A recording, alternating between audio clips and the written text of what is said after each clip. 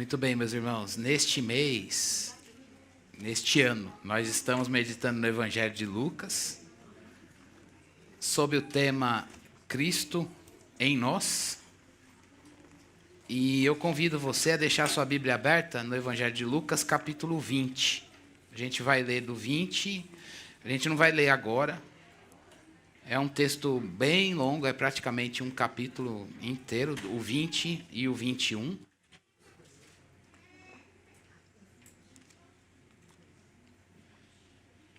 Então a gente vai primeiramente ler até o versículo 4. Capítulo 20, versículo 1 e versículo 2. E depois a gente vai pensando alguns outros textos até o capítulo 21. Tá bom? Vamos ler?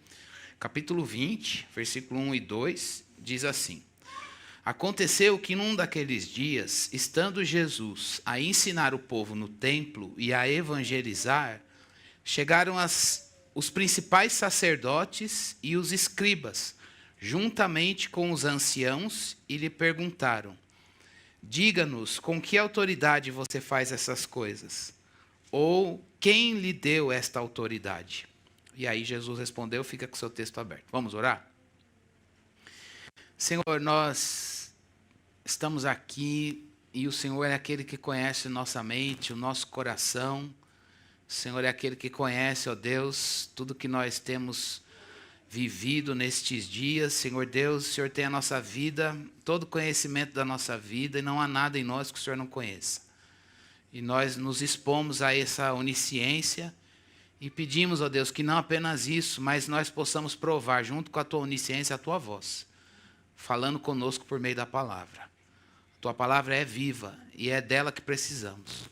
Nós não precisamos, ó Deus, temos muitas urgências na vida, mas o que nós queremos do Senhor nesta manhã, e precisamos e reconhecemos isso, é que o Senhor fale conosco. Usa a tua palavra para isso, é a nossa oração em nome de Jesus. Amém. Bom, esse capítulo 20 até o capítulo 21, a gente vê o ministério de Jesus Cristo lá no templo. Na semana passada, a gente viu que Jesus Cristo purificou o templo. Ele entrou em Jerusalém, ele, montado no jumentinho, ele foi saudado pela multidão, e aí ele foi para o templo e viu aquele comércio sendo a razão principal das coisas lá. E aí ele purificou o templo e diariamente, a gente terminou o texto da semana passada, o texto estava dizendo isso, que diariamente Jesus Cristo ia ao templo para ensinar a palavra, para pregar a palavra, para cumprir o seu ministério. Muito bem, agora a gente vê que Jesus Cristo está fazendo isso, mas ele está ensinando no templo em meio a uma galera que está lá, escribas, fariseus e mestres. E essas pessoas que estão ali rondando Jesus, eles estão ali para vigiar Jesus, não apenas eles estão presentes, vigiando Jesus. E não apenas isso, mas em alguns momentos do ensino de Jesus, eles estão incitando Jesus para o debate. E aí, nesta manhã, nós vamos pensar nesse contexto mais amplo deste capítulo 20, como Jesus Cristo, ele se comportou no debate. E aí eu queria chamar a sua e a minha atenção exatamente para isso nesta manhã. Há um desafio de debate em meio à oposição. É isso que Jesus Cristo está vivendo aqui. E aí eu queria trazer isso para você e para mim. Quando eu e você, nós estamos no meio de um debate, como é que a gente se comporta? Como é que fica o seu coração?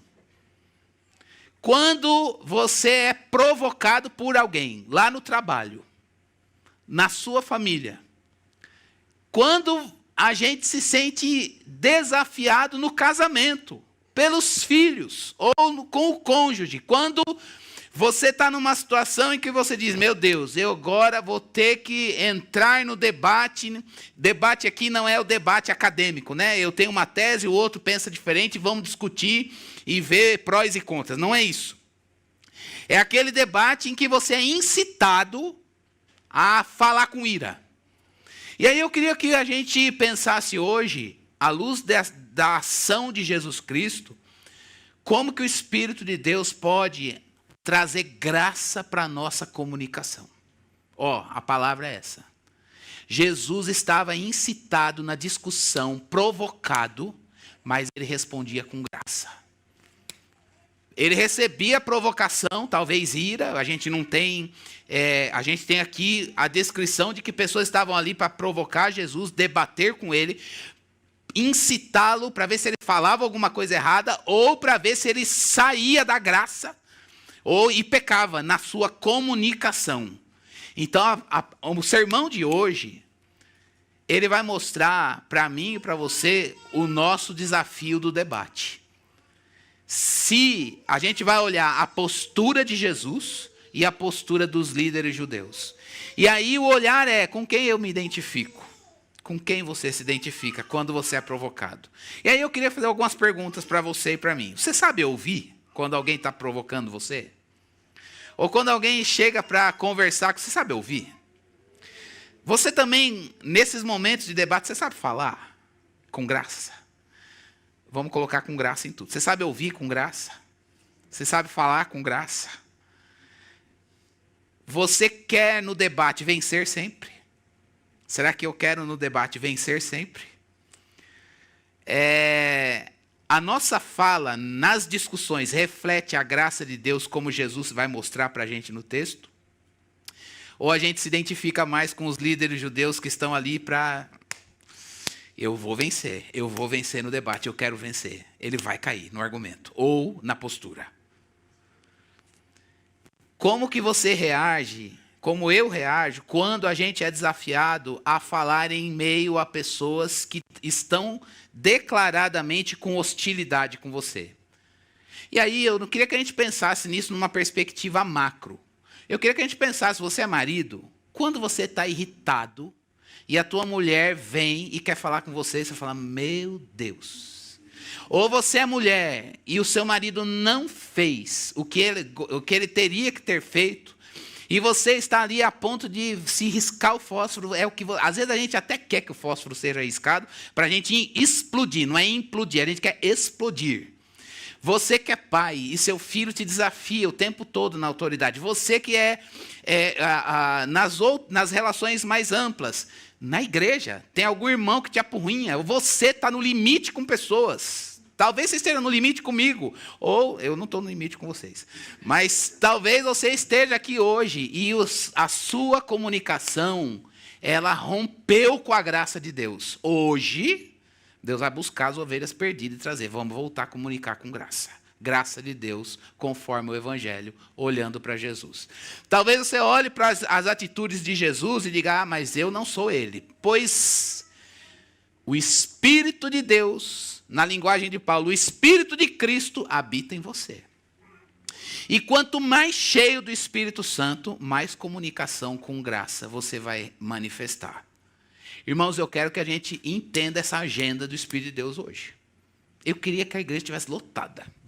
Porque isso aqui é uma coisa que é para quem não domina a linguagem ainda, um bebê, até a pessoa que está nos seus últimos suspiros da vida.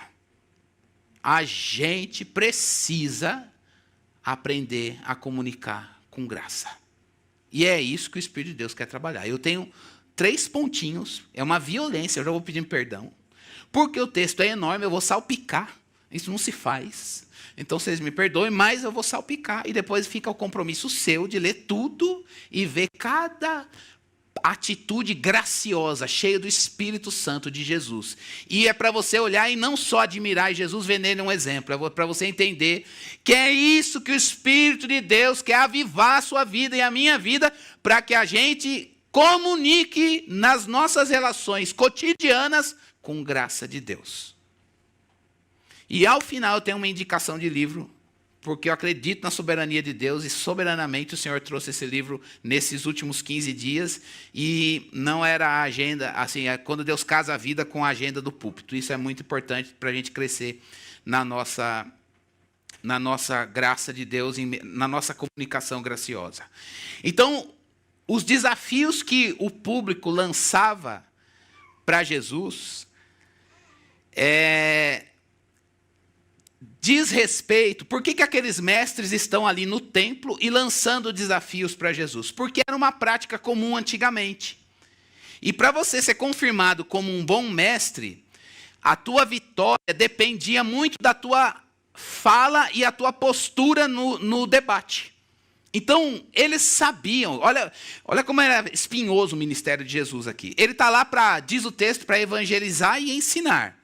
Mas tem pessoas ali que estão para vigiar e incitar ele no debate. Porque se ele perde em falar a coisa errada, ou fala a coisa certa, mas com a postura errada, é uma questão de conteúdo e postura, conteúdo e forma, que reflete a graça de Deus. Ele não podia ter uma forma graciosa e um conteúdo que não refletia a graça de Deus. Ele não podia ter um conteúdo gracioso e a postura dele não autenticar isso. Para vencer no debate, depende do resultado dessas duas coisas. E Jesus Cristo, ele recebe essa incumbência de entrar no debate. E o resultado da postura dele precisava glorificar a Deus. E é o que vai acontecer, é o que Deus quer na sua vida e na minha vida, nas nossas relações no cotidiano. Jesus, então, ele está ali no meio de pessoas que estão desafiando a autoridade dele. Jesus está ali no meio de pessoas que estão desafiando a autoridade dele. E geralmente, quando a gente está no meio do debate e nosso coração fica muito sensível, é o filho que não reconhece o nosso papel, é o cônjuge que a gente fala, mas eu fiz isso, o que eu não fiz, parece que virou todo, não é assim? E aí a gente assim, arma, e aí a gente fala, mas quando coloca autoridade, você pode ampliar para o seu papel na relação. É no patrão, é no chefe, é no companheiro lá no trabalho, lá na universidade, trabalho em grupo. Eu tenho arrepio. Quando você lembra da época da escola? Vamos fazer um trabalho em grupo. Eu não quero fazer trabalho em grupo, não é uma tristeza. Um faz e os outros levam a fama, não é assim? Ou então tem que apresentar, o outro até canalizar, um quer fazer de um jeito, o outro faz do outro, aí dá aquele problema. Então a gente precisa saber que a nossa comunicação, permeada pela graça de Deus, ela precisa do sopro do Espírito, conforme a vida de Jesus, que a gente vai ver no texto. E esses homens que estavam conversando com Jesus, eles queriam saber com que autoridade Jesus Cristo falava. Tá, você está aqui ensinando no templo, de alguma forma aquele lugar era deles, legalizado, oficialmente era o lugar deles. Jesus está lá e uma multidão segue Jesus e está com o coração bebendo daquilo que Jesus Cristo fala. E a questão desses homens é com que autoridade esse cara está falando. E aí em Lucas, capítulo 20 e 21, nos primeiros versículos, a gente vê Jesus Cristo falando graciosamente no meio de um contexto e manifestação de hostilidade por parte dos líderes desse povo. Quem eram esses líderes? Olha só, presta atenção aqui, é importante a gente entender isso. Eram pessoas que atacavam Jesus como membros do Sinédrio. O que era o Sinédrio, gente? Era um tribunal, era uma instância dentro do judaísmo que julgava as causas de um judeu. E ele era formado por pessoas que tinham um gabarito. Eram sumos sacerdotes, e escribas e pessoas já anciãos no sentido de pessoas que têm nobreza de caminhada. Eram essas pessoas que tinham respeito do povo. Esses homens estavam ali pensando, esse Jesus entrou numa entrada triunfal, purificou o templo, vem com fama de que está pregando, fazendo sinais, curas, milagres, ensinando no templo e o povo está aqui bebendo do ensino dele. Toda essa majestade, essa autoridade que ele está demonstrando, tudo isso não pode ser legitimado. Entende a cena de Jesus? Ele está falando com pessoas que não querem que ele esteja ali.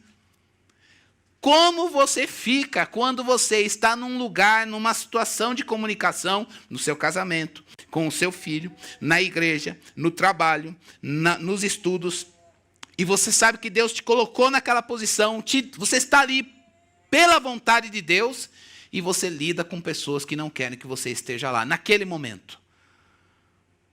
Talvez você diga, eu vou me vitimizar, eu não quero mais saber. Esse lugar não é para mim, então assim, eu não pedi para estar aqui, aí a gente fala, estou batendo em retirada, não preciso lutar por um lugar. Talvez você diga, não, eu vou enfrentar, mas eles vão ver agora o meu poder. Não é esse o caminho da graça. Desistir também para se livrar do sofrimento da oposição. Por exemplo, eu tenho essa fraqueza. Quando percebo, eu falo, corre aí, vai lá, chega lá. Eu não estou brigando por nada. Chega, tchau. Eu tenho até um ditado carnal que, confessando para você, um ditado carnal. Eu falo, eu não me inscrevi nessa disputa. Pode correr sozinho. Chega lá, meu irmão. E aí abro mão de algumas coisas para prefiro não sofrer. Jesus Cristo esteve lá o tempo todo. Então, se você está aqui hoje dizendo, olha, chega, cansei da luta, não quero disputar esse lugar com meu cônjuge, estou rompendo, não sei como eu vou continuar com isso aqui com os meus filhos lá no trabalho, na igreja, no ministério, meu irmão, eu sinto muito que o Espírito de Deus, ele vai confrontar a mim e a você para dizer que a gente precisa aprender com Jesus e ser cheio do Espírito para termos uma comunicação cheia da graça de Deus. Jesus Cristo, ele voltou para o anúncio do Evangelho e para a pregação da palavra. Quando ele estava nessa situação, Jesus Cristo não parou o ministério dele, não. Jesus Cristo, diz o texto, e a gente acabou de ler aqui, ele estava ali ensinando o povo no templo e evangelizando. E a galera querendo fritar Jesus no debate. Ele não desistiu, ele não abriu mão da missão e do ministério. Ele também não desempenhou de forma errada. Ele não deixou que o pecado dos outros fizessem ele pecar. Que Jesus maravilhoso é esse? Que santo homem é esse? Que quando está ali na missão, ele recebe a oposição e diz, eu vou pregar e vou evangelizar e pessoas vão chegar à salvação. Não desistiu da missão, não abriu mão e também não foi ali com um motivo errado, com a postura errada, deixando que as suas motivações, palavras, as ações dele, as atitudes dele, fossem niveladas pelo pecado dos líderes judeus. Não, Jesus Cristo esteve ali em santidade, respondendo com sinceridade cada pergunta que foi levantada para ele. E aí a gente precisa, então, hoje, ter algumas lições advindas das atitudes de Jesus que vão servir de base para a nossa avaliação numa comunicação cheia de graça. É com tristeza que eu vou falar de 3, mas teria umas 5, 6. Mas eu vou falar de 3, e a primeira delas está no versículo 20 até o 19, que é uma parábola que Jesus Cristo vai contar. Vamos ler. Capítulo 20, versículo 9 ao 19. A seguir, Jesus passou a contar ao povo esta parábola. Certo homem plantou uma vinha, arrendou-a para uns lavradores e ausentou-se do país por um prazo considerável. No devido tempo, mandou um servo aos lavradores para que lhe dessem do fruto da vinha. Mas os lavradores, depois de espancá-lo, o despacharam de mãos vazias. Em vista disso, enviou-lhes outro servo. Mas também a este espancaram. E depois de insultá-lo, despacharam de mãos vazias. Mandou ainda um terceiro. Também a este, depois de feri-lo, expulsaram. Então o dono da vinha disse, que farei? Enviarei meu filho amado, talvez o respeitem. Mas quando os lavradores viram o filho e começaram a discutir entre si, este é o herdeiro, vamos matá-lo para que a herança seja nossa. E lançando-o fora da vinha, o mataram. Que lhes fará, pois, o dono da vinha? Virá, exterminará aqueles lavradores e entregará a vinha a outros. Ao ouvir isso, disseram, que tal não aconteça. Mas Jesus, com o olhar fixo neles, disse, Que quer dizer então o que está escrito? A pedra que os construtores rejeitaram, essa veio a ser a pedra angular? Todo o que cair sobre esta pedra ficará em pedaços, e aquele sobre quem ela cair ficará reduzido a pó. Naquela mesma hora, os escribas e os principais sacerdotes procuraram prender Jesus, porque entenderam que ele havia contado essa parábola contra eles, mas temiam o povo. Bom, essa primeira parábola que Jesus Cristo conta, já pulei uma história aqui, dos primeiros versículos do 20, mostra que eles estavam ali questionando a autoridade de Jesus. O primeiro ponto é quando o seu papel, ou quando a sua autoridade é questionada. Como é que você comunica com graça? Quando o seu cônjuge, quando o seu filho, quando o seu pai, quando a sua mãe, quando o seu irmão, quando o seu amigo não vê, ele não reconhece a obra de Cristo na sua vida, e você tenta de todas as formas mostrar que você está ali da parte de Deus, e você tem consciência disso, mas a pessoa não consegue enxergar Deus em você. A parábola aqui, ela retrata isso. Era uma situação comum naquela época. Era comum que grandes proprietários de terras, o que eles faziam? Ou de vinhas e outras coisas, eles vivessem em lugares distantes. Então, assim, eu vivo aqui, mas eu tenho a propriedade lá. O que é que eu faço? Periódica, eu nomeio uma galera para administrar aquilo para mim e vou mandando mensageiros para ver como é que está e trazer resultados da colheita, da boa administração. E aí, se a gente lembrar do Antigo Testamento, vinha é uma imagem, é uma metáfora para o povo de Deus no Antigo Testamento. Israel é tratada, é definida por Deus, entre outras coisas, como vinha do Senhor. Então aqui a gente tem uma alegoria da história de Israel.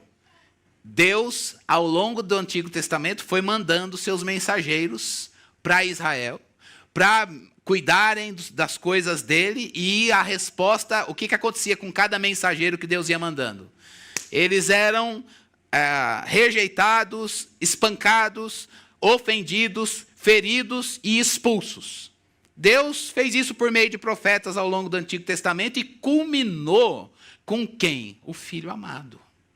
Ele mandou o seu filho para falar. E como é que o povo, uma parte do povo recebeu o Filho amado? Espancando, ofendendo, ferindo e expulsando. E aí Jesus Cristo, ele teve que dizer, é assim que eu estou falando. Deus me envia, eu estou revestido da autoridade dele, a minha autoridade está em quem me enviou, eu não me auto-enviei, o Pai que enviou o Filho, ele está ali porque o Pai o colocou ali, deu o Espírito Santo e encheu Jesus. O Evangelho de Lucas mostra isso, que Jesus Cristo ensina cheio do Espírito Santo, ele está lá pela vontade de Deus, mas o que é que ele recebe? Ele recebe rejeição, vai receber espancamento, ofensa, ferida e morte. Agora, como é que Jesus Cristo responde? A primeira resposta de Jesus é uma resposta santa, cheia de graça. E como é que ele lidou com pessoas que desprezaram a autoridade de Deus na vida dele? Como é que ele lidou com pessoas que questionaram o papel de Deus na vida dele? Ele fez uma primeira coisa, ele descansou e confiou no juízo divino. A palavra ao final da parábola é dura. O que vai acontecer ao final? Versículo 16. Virá, exterminará aqueles lavradores e entregará a vinha a outros. E aí a galera falou, na parábola, que tal não aconteça. Mas Jesus, com os olhos fixos neles, que quer dizer então o que está escrito, a pedra que os construtores rejeitaram, essa veio a ser a pedra angular, todo o que cair sobre esta pedra ficará em pedaços, e aquele sobre quem ela cair ficará reduzido a pó. Jesus Cristo, ele confiou que Deus executa o juízo e não ele. É lógico que Deus executa o juízo na obra de Cristo por meio dele mesmo. Mas Jesus Cristo não saiu ali usando a sua autoridade. Ele não saiu ali usando a sua autoridade em benefício próprio e nem tendo que provar para alguém que ele era o que ele era. Ele apenas descansou. Ele sabia que Deus o enviou, que ele é a pedra angular, é a pedra de sustentação e que ele é enviado pelo Senhor e a missão que ele tem é ensinar e pregar e fazer o que Deus deu com amor, com avivamento, com fervor no coração. E se a rejeição do povo suscitar juízo, ele sabe que isso é consequência da própria atitude daquele povo. Quando Jesus Cristo tem questionamento da autoridade, ele sabe que ele é o Filho. Ele sabe que a autoridade dele vem de Deus, que a autoridade de Deus está comprometido com o que ele está ensinando, com aquilo que ele está fazendo, e ele se firma na palavra e no poder de Deus e não sucumbe ao medo, à soberba e às forças humanas para intimidar pessoas.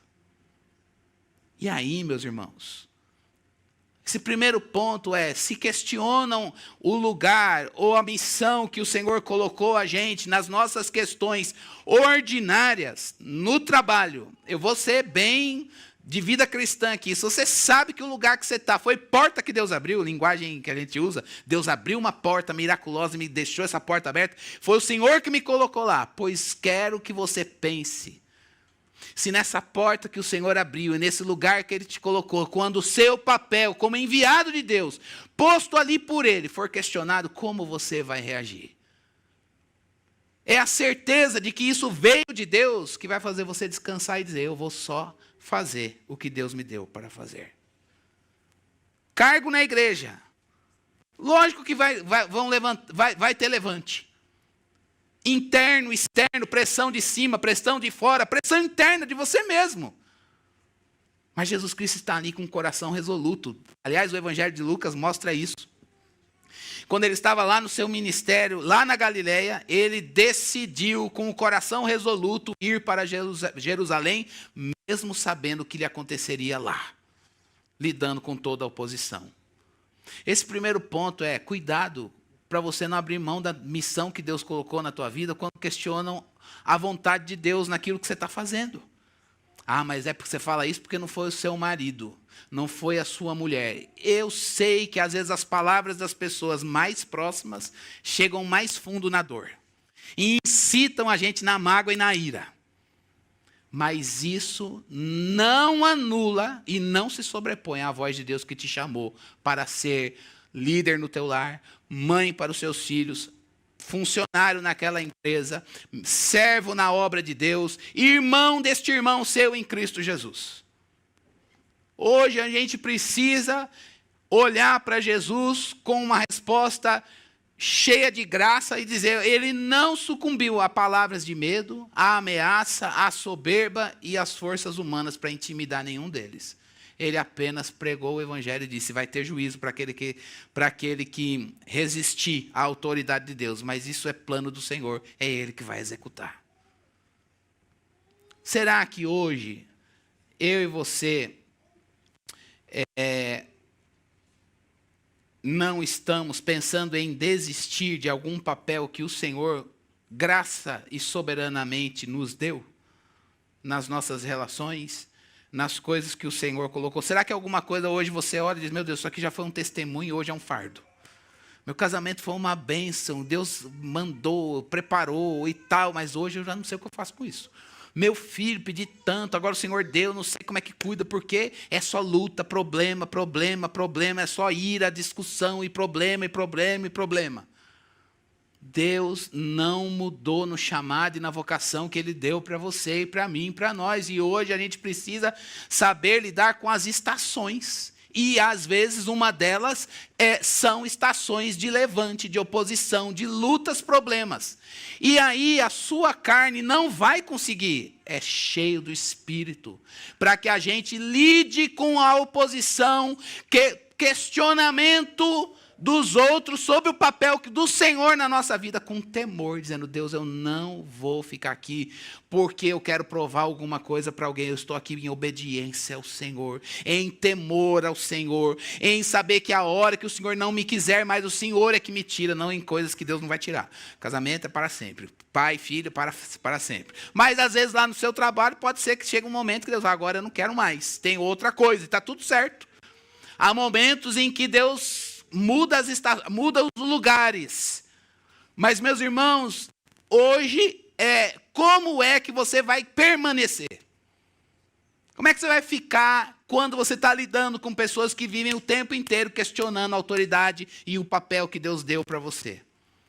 Deus não deu isso para te matar, para me matar, para levar a gente à sequidão. Deus nos deu isso para que a gente possa estar ali como Jesus, cheio de Espírito, ensinando e evangelizando e cumprindo o que Deus nos deu com graça, ainda que seja em meio à adversidade. Mas o segundo ponto está no versículo 20 até o 26. Vamos ler. Você fica apercebido aí do que o texto vai desafiar a gente. Eles passaram a vigiar Jesus. É interessante, né? Está acontecendo o debate e Jesus Cristo deu aquela resposta graciosa e eles passaram a fazer o quê? Vigiar Jesus. Enviaram espiões. Olha, gente, eu não ia... Você ia aguentar isso? Eu ia fazer oração imprecatória. Você não ia falar, Deus, mata esses caras.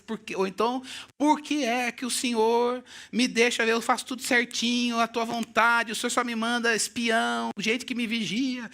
Enviaram espiões que se fingiam de justos. Olha o público, o interlocutor de Jesus. Para ver se o apanhavam em alguma palavra, a fim de entregá-lo à jurisdição, porque eram do Sinédrio, lembram disso? O Sinédrio é um tribunal, e a autoridade do governador. Para o governador receber, a primeira coisa que ele fazia, o Sinédrio já julgou?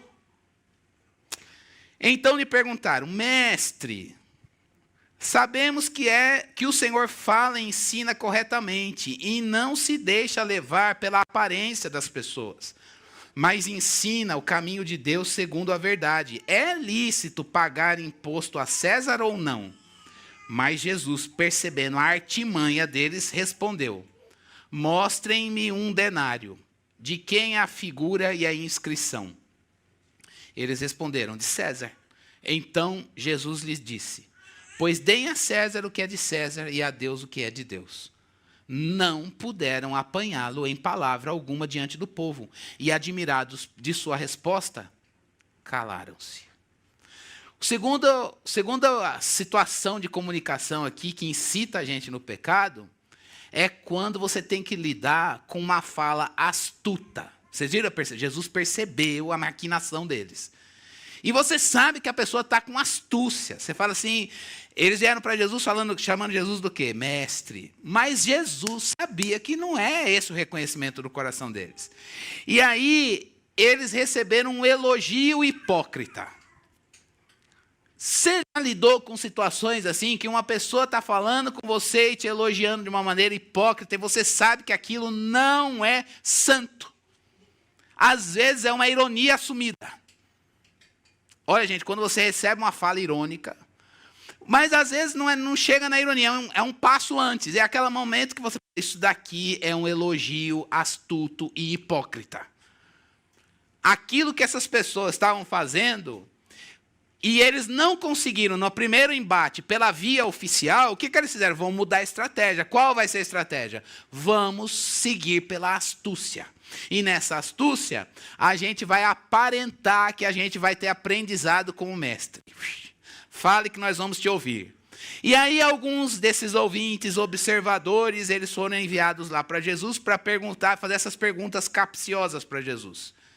O que eles queriam? Eles queriam formular ali uma acusação judicial contra Jesus, porque se ele... E aí eles usaram dois sinais, o tribunal dos judeus e Roma. Se Jesus se opõe a Roma, eles têm uma razão para chegar no imperador e dizer, manda prender. E se ele se opõe aos judeus, a alguma questão, e sacrifica o culto a Deus em razão de Roma, eles estão dizendo, que judeu é esse? Que está adorando o imperador. Então o que eles queriam ali, eles estavam fingindo ser pessoas justas, fiéis à lei, mas eles estavam buscando uma instrução numa questão difícil da lei mosaica. E aí a estratégia deles, como eu disse, era elogiar hipocritamente Jesus Cristo, E como que eles faziam isso? Eles estavam elogiando a hombridade do Senhor. Olha que coisa interessante, né? O narrador informa para a gente. Fingindo-se de justos para ver se eu apanhava alguma palavra. Então perguntaram: o Senhor fala e ensina corretamente, e não se deixa levar pela aparência das pessoas, mas ensina o caminho de Deus segundo a verdade. Isso é tudo, eles não acreditavam nisso. Mas eles estão usando a palavra para dizer: uau, olha, eles estão de uma maneira pecaminosa louvando a hombridade de Jesus. Uma situação muito complexa para Jesus aqui, ter que lidar com a hipocrisia e esse elogio astuto desses judeus. Como é que ele responde com santidade?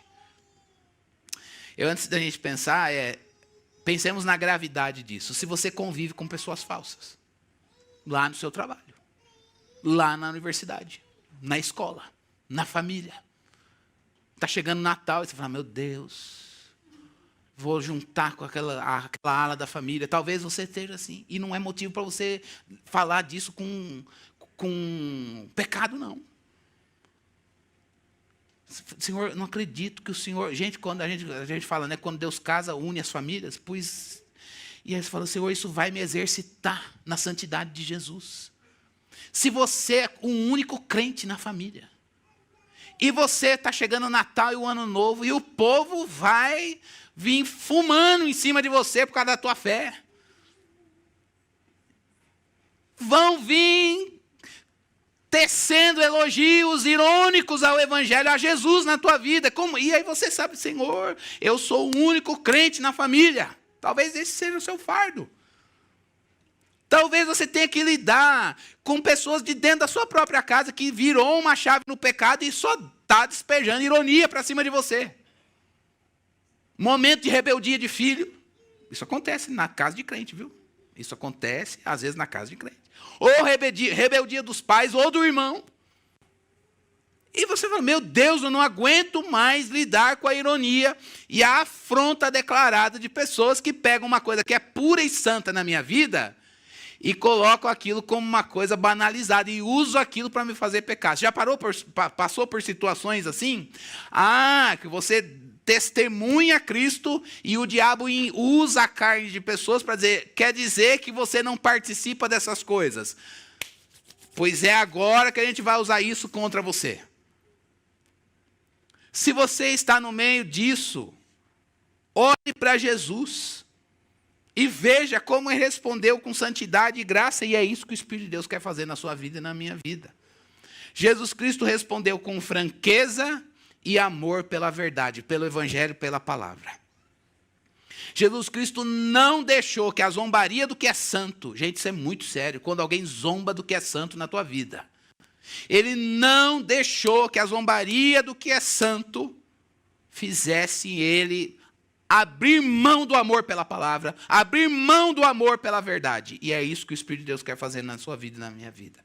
Quando ele disse: dai a César o que é de César, ele está dizendo: cumpra a sua obrigação estatal. Cumpra a sua... Qual é? Tinham dois lados da moeda. O primeiro era do imperador e o de trás era da rainha, a mãe de todos os imperadores.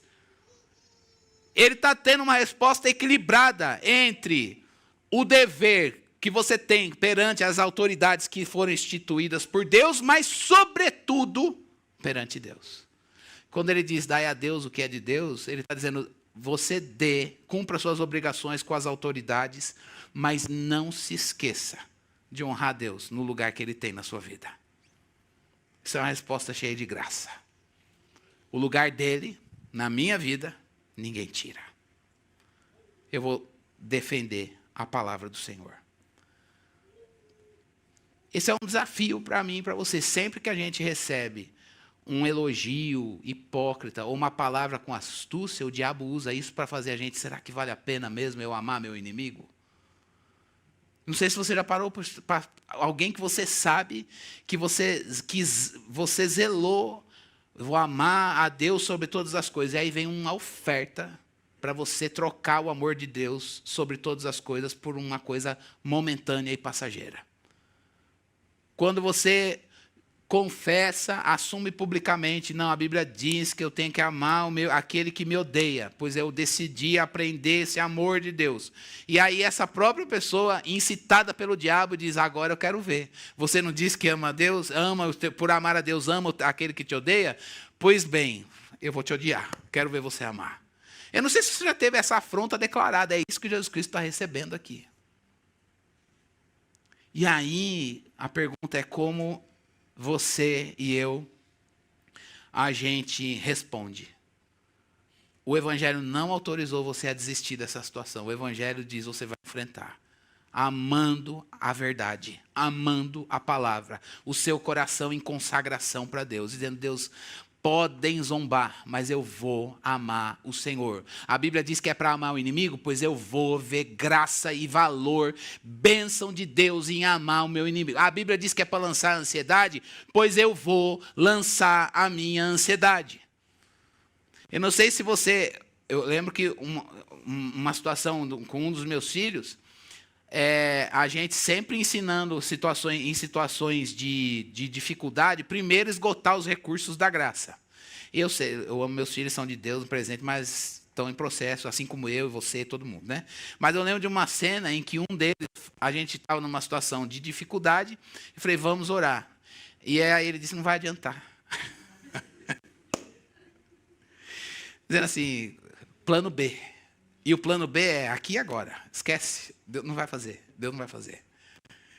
E aí, às vezes eu poderia pensar, eu acho que o Senhor pode, na sua soberania, não querer fazer mesmo.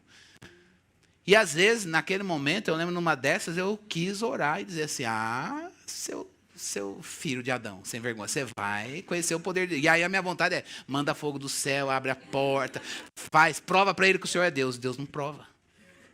Deus não dá testemunho dele. Deus deixa ele pensar, não vai acontecer nada.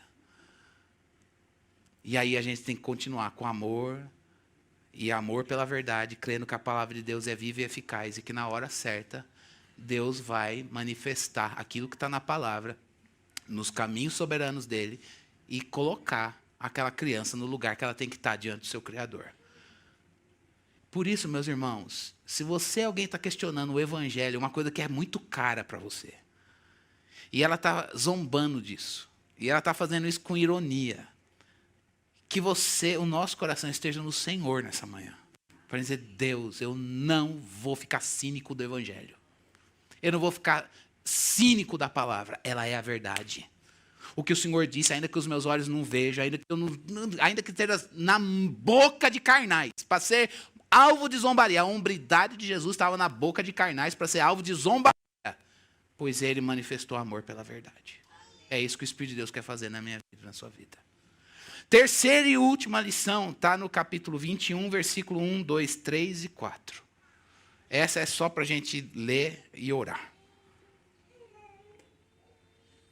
Jesus estava observando e viu os ricos que lançavam seu dinheiro na caixa de ofertas. Tinham várias caixas de ofertas espalhadas pelo templo. Viu também certa viúva pobre lançar ali 2 pequenas moedas. Então Jesus disse, em verdade lhes digo que esta viúva pobre deu mais do que todos, porque todos esses deram como oferta daquilo que lhes sobrava.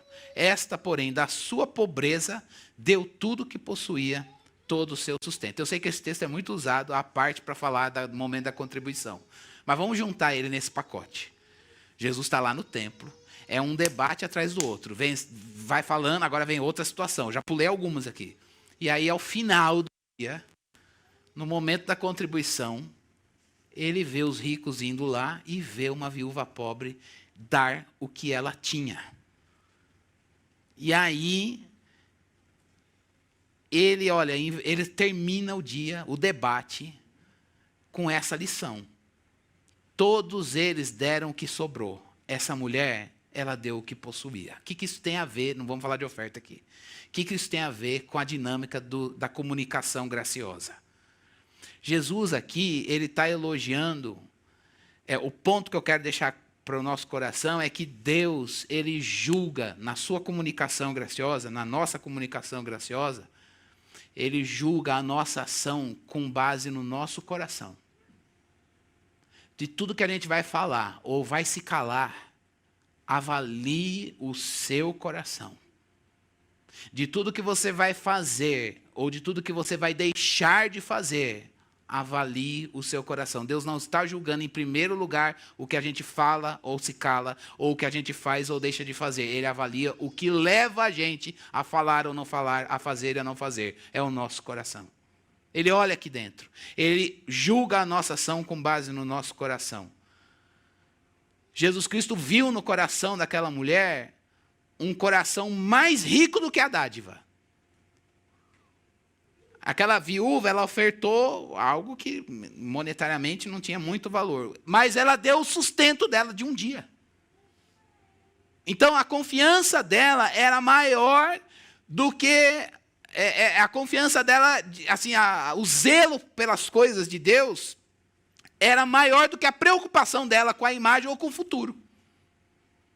Então, Jesus Cristo, Ele valorizou o motivo, a característica e a finalidade do ato dela. Ele julgou a ação com base no coração. E aí, que quando você falar, que quando você se calar, que quando você desistir, ou quando parar, ou continuar, a gente tem essa sondagem de Jesus na nossa vida e dizer, Deus, eu não estou preocupado com a minha imagem, com a minha reputação, com o meu futuro, mas o que eu quero aqui, quando eu me calo, ou quando eu falo, ou quando eu continuo a fazer, ou quando eu paro de fazer, a minha única preocupação é com o teu templo, a tua voz, é com o Senhor, com a tua vontade.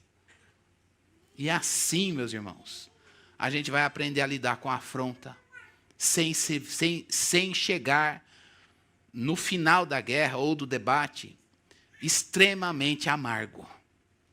Se você não sabe deixar o Espírito de Deus tocar seu coração para que a sua comunicação seja banhada na graça de Deus, a chance de você ficar amargo é muito grande. E um coração amargo, ele é palco para a ira de Deus. E aí eu quero terminar, antes da gente orar, meus irmãos, dizendo que Deus me trouxe à mão esse livro aqui. Ele não é Bíblia, mas o que tem de Bíblia nele é bênção. Quando eu comprei, vocês viram que essa pauta está gritando na casa. Converse com seus filhos. E aí eu fui 7 passos para conseguir falar com meu filho pré-adolescente. E aí Deus me derrubou nesse texto, porque logo a introdução não é isso. E educando na linguagem da graça. E aí, o autor segue 4 partes nesse texto aqui. A primeira delas é, se você não sabe ouvir, você não sabe falar. Aí eu já tome. Se você não sabe ouvir, você não sabe falar. Se você não para ouvir Deus, você não vai falar com graça. Como que você vai falar com graça de Deus se você não ouve a voz de Deus? Você está vazio da voz dele? Então assim, quer ser um bom comunicador, quer falar direito? A voz de Deus está aí? Como que ela vai estar? Você tem que parar para ouvir. Então, se você não ouve, você não fala. Aí o segundo ponto é, quando ele falou isso, esse autor parece um profeta, porque aí eu falei, ixi, acabou.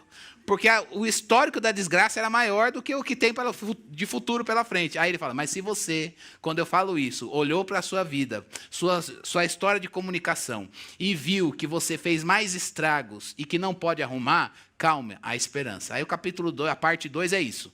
Mostrando como a graça de Deus dá conta de curar todas as comunicações erradas que a gente já fez na vida. Aí eu falei, graças a Deus. E aí o terceiro e quarto é o seguinte. A Bíblia nos dá 2 incumbências. Fale a verdade, mas em amor. E aí ele diz, o terceiro ponto é, se você tem dificuldade de falar a verdade porque você é medroso. Mas se eu falar isso para o meu filho, ele vai para o mundão. Se eu falar isso para o meu patrão, eu vou perder o emprego. Se eu falar isso para o meu pai, ele vai me tirar. E aí a gente fala, meu Deus, o evangelho é muito radical, você não pode falar. Ele está dizendo, coragem, fale a verdade. Esse é o capítulo 3. E o capítulo 4 é aquele que fala, eu não tenho problema de falar a verdade. Sai daí, ó, é o seguinte. Só que esqueceu do amor. Se você fala, é o sincerão. Taca e destrói todo mundo. É a verdade, tem que me engolir, nananã. Opa, tá errado do mesmo jeito. O 3 é pro covarde, que não tem coragem. Ama, mas não tem coragem de falar a verdade, porque sabe que aquilo vai incomodar, vai destruir, vai confrontar e tal, e tem medo das consequências. E o outro é, eu saio falando e não penso em nada e esqueço do amor. Está errado. As duas coisas não refletem a graça de Deus. Então eu queria, não tenho nenhum convênio com a editora, não tenho nada, mas aqui só um conselho. Corre atrás desse texto. Está em promoção? Porque eu acredito que isso serve. Eu estava olhando, pensando que era para a paz. As aplicações são. Mas falar a verdade em amor é para todo mundo. E saber ouvir para falar bem é para todo crente. Então, meus irmãos, vamos orar hoje. Se hoje você está aqui, você rompeu com alguém por causa de uma comunicação sem a graça de Deus, não volta para a tua vida dividido. Vai lá, se humilha. Se essa pessoa está aqui, é teu cônjuge, procura esse cônjuge. Marido, procura tua mulher. Pai, procura o filho. Filho, procura o pai. Irmão, está bravo com o pastor? O pastor não está bravo com você. Se eu tivesse, eu ia ficar na porta. Não, estou chateado. Mas, irmãos, vamos reatar. E dizer, meu irmão, eu não comuniquei com graça. Não tenho ouvido com graça. Não tenho falado com a graça. Não tenho me calado com graça. Não tenho continuado na missão, em casa, no trabalho, na igreja, com a graça. Irmãos, o Evangelho nivelou por Jesus. E o Espírito de Deus vai dar poder para você viver Jesus. O que a gente não pode fazer hoje. Voltar para a vida com as coisas vazias da graça de Deus. E a palavra, irmãos, é para a gente responder com fé. Responda com fé na palavra de hoje. Olha o apelo que o Evangelho está fazendo para mim e para você hoje. Então vamos reformar a vida à luz do Evangelho. Amém? Vamos orar por nós? E fica esse compromisso. Não deixa isso para amanhã. Procure pessoas. Se você entende que o Espírito de Deus tocou seu coração, procure pessoas. Confesse seu pecado. E fala, eu quero seguir um caminho diferente. Comunicação permeada pela graça de Deus. Amém? Vamos orar.